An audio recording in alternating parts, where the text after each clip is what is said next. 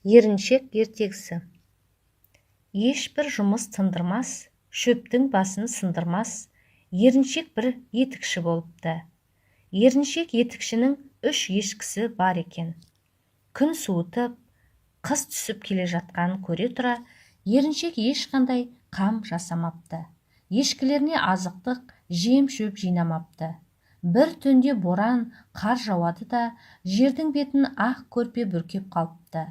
Ешкілері енді бұрынғыдай өрістеп жайыла алмай, суық қорада бүрісіп, дірдектеп тұрады. Етікші керек десең, сыртқа шығуға да ерініп, әйеліне барып көріп келші, ешкілерге не болып жатыр екен деп жұмсайды.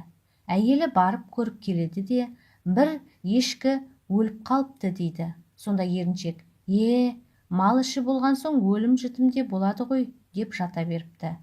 Ертеңіне еріншек ешкілерді көріп келуге әйелін тағы жұмсайды.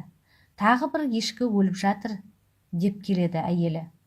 Еріншек келесі жамбасына аунап түсіп, малшы болған соң өледі де дейді де қояды. Үшінші күні етікші әйелін малды көріп кел деп тағы да жұмсайды. Әйелі жалғыз ешкінің де қатып қалғанын айтып келеді. Сонда етікші жаны жай тапқандай бір аунап түсіп, бәйбіше, біздің малдың өлімі осыменен тыйылған шығар депті.